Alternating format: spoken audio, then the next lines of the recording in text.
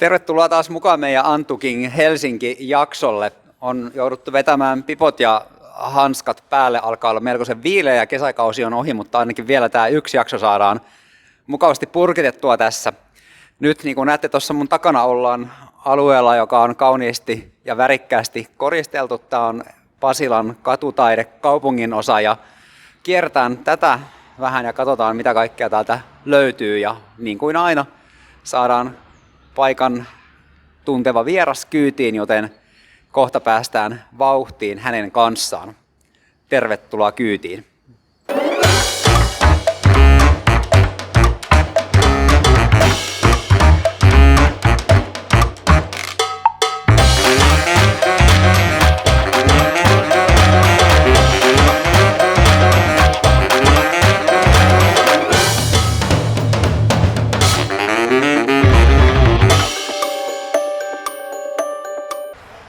Ja tosiaan tällä kertaa, kun me ollaan täällä Pasilan katutaidekaupungin osassa, missä on paljon hienoa nähtävää, niin kukas meille olisikaan parempi vieras kuin Arina Hiltunen, yksi Helsinki Urban Artin tuottajista. Sanoiko oikein? Kyllä, just näin.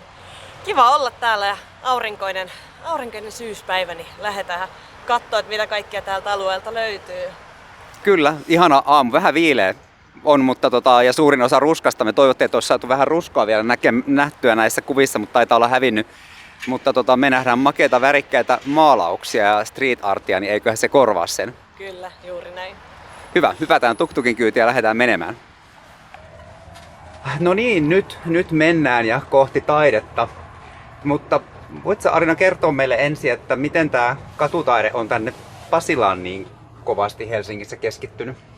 Joo, no Pasilallahan on pitkät juuret katutaiteen parista, eli täällä oli 80-luvulla, täällä alkoi silloin kun oikeastaan katutaide on Suomeen rantautunut, niin täällä alkoi olla ensimmäisiä piissejä ja graffitteja. Ja, tää on siitä tavallaan erikoinen alue, että tämähän on niinku aika semmoinen harmaa alueita monessa eri tasossa, eli täällä on paljon portaikkoja, erilaisia pintoja, eri muotoisia, niin tavallaan tämä on ollut myös niinku, oiva paikka sit katutaiteelle.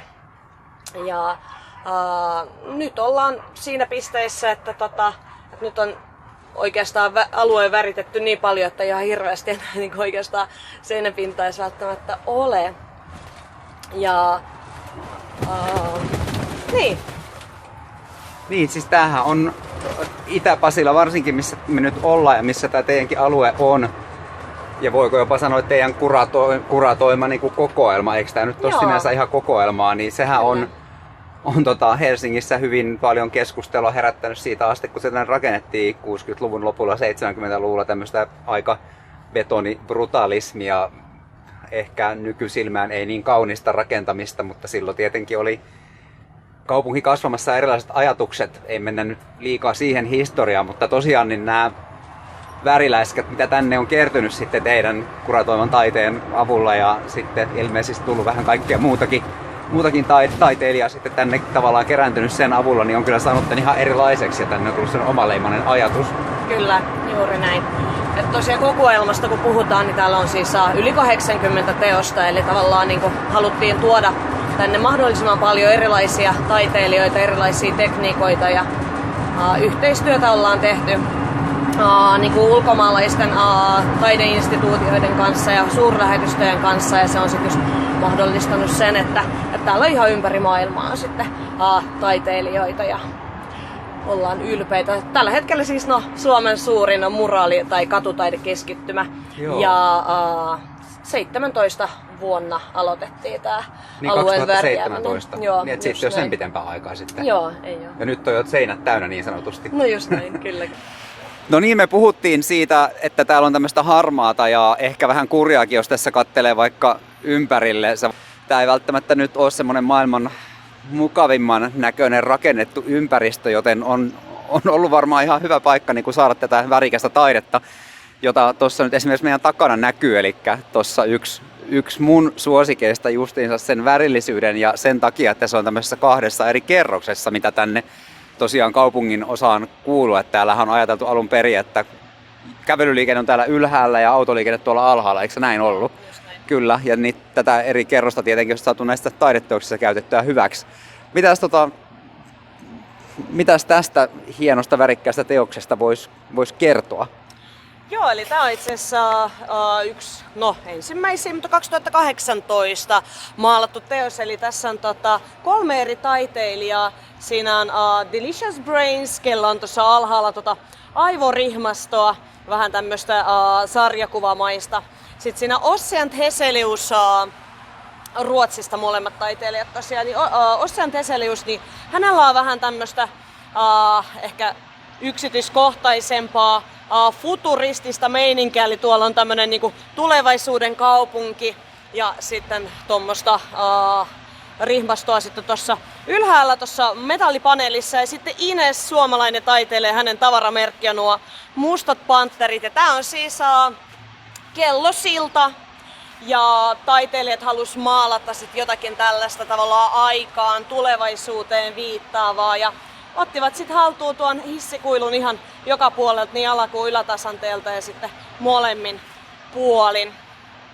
Ja sä tosiaan toimit Helsinki Urban Art-yhdistyksessä, ja teidän yhdistys, kerropa vielä vähän, että mitä kaikkea se niinku duunailee tämän katutaiteen ja kaiken muun tämmöisen kulttuurin parissa? Joo, oikeastaan yhdistys on alun perin perustettu just 18 tavallaan niin kuin katutaiteen ympärille. Eli ensin siinä oli hanke, jota meidän yhdistyksen puheenjohtaja Jaakko oli sit niinku ollut vetämässä, tai yksi niistä ollut, eli lisää katutaidetta Helsinkiin, ja sen pohjalle periaatteessa sit luotiin ihan yhdistys. Eli katutaidetta alettiin tekemään, ja tosiaan niin kuin Itä-Pasilasta aloitettiin. Ja nykyään tässä, kun on muutaman vuoden operoitu, niin Pasilan toiminnan lisäksi meillä on Redissä tämmöinen Kalasataman vapaakaupungin olohuone, eli tämmöinen yhteisötila, missä ihmiset voi järjestää omia tapahtumia, ja Kyllä. siellä voi etätyöskennellä, ja tavallaan tämmöinen ilmainen tila tehdä mitä ikinä haluaa. Ja sen jälkeen sitten avattiin tosiaan Pasilan kaupunkitaidekeskus, eli tavallaan kun taidetta oli jo alueella aika hyvin, niin avattiin myös tämmöinen galleria / tapahtuma- ja työpajatila, joka muutettiin itse asiassa uuteen osoitteeseen tässä ihan kuukausi sitten. Niin onnea vaan uudesta tilasta Kiitos. Ja galleriasta. Kovin on hienot tilat, isommat itse asiassa kuin entiset tilat. Ja tosiaan sitten meillä on tää Kera ollut, ja siellä itse asiassa toimitaan Kera-kollektiivi nimellä, eli se meidän tavallaan projektinimi siellä, eli tosiaan 3 paikassa. Ja ollaan nyt sen lisäksi myös vähän muuallakin Suomessa toimittu ja tehty Tampereella ja Kajaanissa.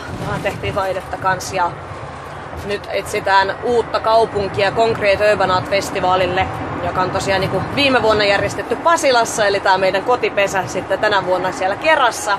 Ja nyt olisi tarkoitus viedä taas johonkin uuteen kaupunkiin sitten festivaali ensi vuonna.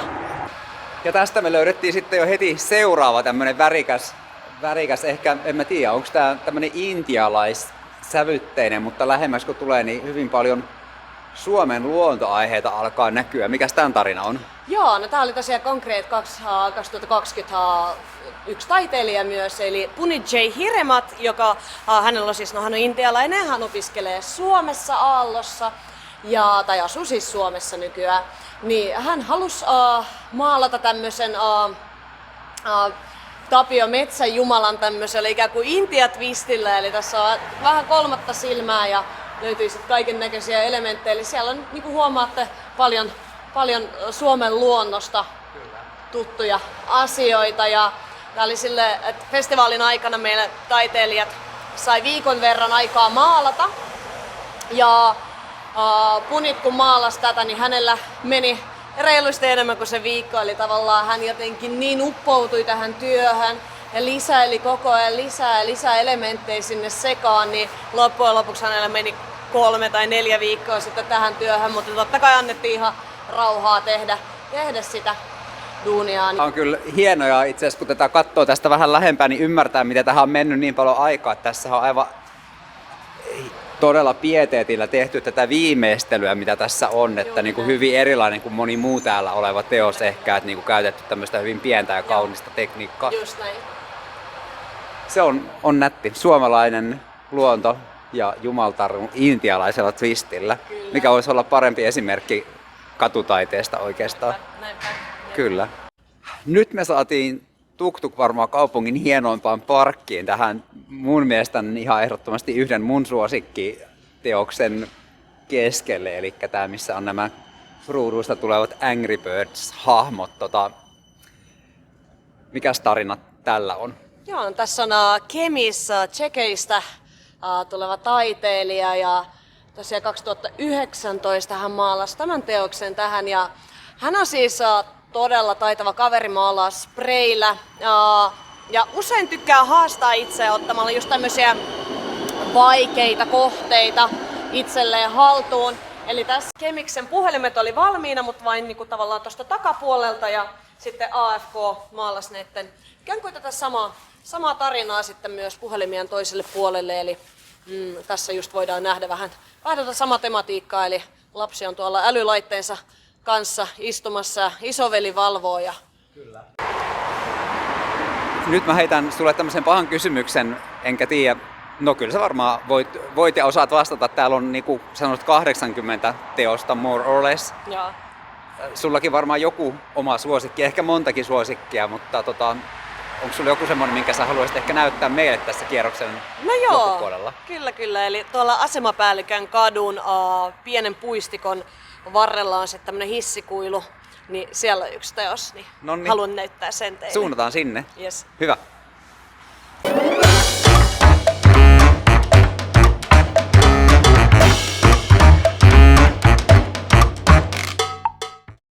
No niin, eli tässä kerropa meille tästä suosikkimuraalista. Joo, eli tässä on tosiaan Kemis nähtiin aikaisemmin tuossa Angry Birds-teos, niin hänen hissikuilu. Itse asiassa viime vuonna, kun hän osallistui meidän Concrete-festivaalille, valittiin hänet. Meillä siis oli ihan avoin haku taiteilijoille ja sitten Kemis kanssa haki ja otettiin hänet mukaan. Kemis on just se kanssa, että mä todellakin haluan tämän pinnan, mä haluan haastaa itteni ja sitten teki tosiaan tämmöisiä bokseja. Ja tässä ikään kuin ajatuksena on se, että kuinka ihmiset ovat oman sosiaalisen median tavallaan valtaamia. Mieli on vallattu ja sit sä oot sen laatikon sisällä ja sulla on ikään kuin se joku oma persoona siellä. Ja nämä kaikki hahmot on kuvitteellisia, paitsi tietysti Trump, eli Kemis itse sanoi, että jos me puhutaan Twitteristä, niin ihmisille tulee nimenomaan Trump mieleen. Tämä on siis kesä 2020 vielä, kun Trump oli vallassa. Kyllä. Ja tosiaan hän työskentelee spreillä ja mä seurasin hänen työtä, mutta mä en voi hahmottaa, että miten spreillä voi tehdä tällaisia varjoja ja noin niin kuin realistista matskua, niin aivan huikea. Niin... Ja tämä kolmiulotteisuus jollain tavalla, mikä noissa kaikissa bokseissa on, että just se näin. Oikeasti näyttää, että noi on semmoisia jotain laatikoita, mihin tämä on tehty, eikä tasasta pintaa. Just näin, aivan joo. äärettömän lahjakasta. Kyllä, nimenomaan.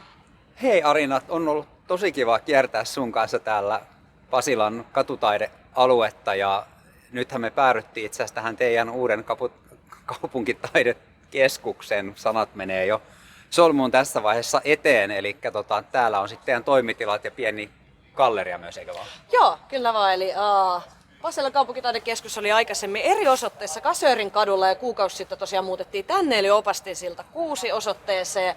Täällä pidetään toimistoa, tässä on meidän maalivarastot sun muut, mutta tosiaan galleria on ihan auki kaikille, ilmainen sisäänpääsy tietysti, ja torstai, perjantai, lauantai ollaan auki. Vaihtuvia näyttelyitä, noin kuukauden välein vaihtuu. Ja tällä hetkellä meillä on tämmöinen avajaisnäyttely eli ryhmänäyttely. Tervetuloa ihmettelemään. Kiitos. Ihan varmasti, ja itse asiassa olisi menty sisälle muuten nytkin, mutta siellä on ilmeisesti vähän sotkusta. Teillä on projekteja menossa, niin Joo.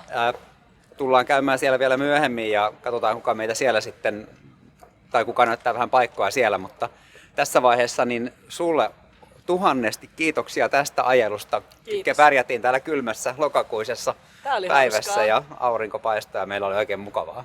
Kiitos oikein kiva. paljon. Kiitos. No niin, me ollaan siirrytty tänne sisätiloihin Helsinki Urban Artin uuteen kaupunkitaidekeskukseen ja täällä on nyt mun kanssa toinen tuottajista, Aurora. Hauska tavata. Hauska tavata. Tervetuloa tänne meidän pieneen kotiimme. Kiitos, ja tämähän on vasta ihan äskettäin avattu, eikö näin ole? Joo, ihan tässä muutama viikko sitten avattiin nyt tämä uusi keskus, että muutettiin vähän isompiin tiloihin ja saatiin lisää tilaa taiteelle ja muulle toiminnalle. Joo, kiva. Me kohta katsotaan vähän vielä näitä joitakin taideteoksia tässä seinillä. Mutta mitä täällä niin sit jatkossa tulee tapahtumaan? Onko tämä ihan taidegalleria vai mitä teillä on ajatuksena tai toiminnassa täällä sitten muuten näissä tiloissa? Joo, eli meillä on täällä tämmöisiä vaihtuvia urbaanin taiteen näyttelyitä, vaihtuu ehkä sellainen parin kuukauden välein, ja niitä pidetään tosiaan aika lailla koko ajan, ja sitten niiden lisäksi kaikenlaista alaan liittyvää tapahtumaa, ja sitten myös työpajoja, usein vaikka niinku yksityisiä tai sit julkisia, että mihin kaikki saa tulla. Eli kaikenlaista. Kiva, kun te olitte mukana taas tällä kierroksella. Katsotaan, mitä me seuraavan kerran löydetään, mutta ihallaan tässä vielä vähän merenalaista maisemaa. Nähdään seuraavan kerran. Moikka!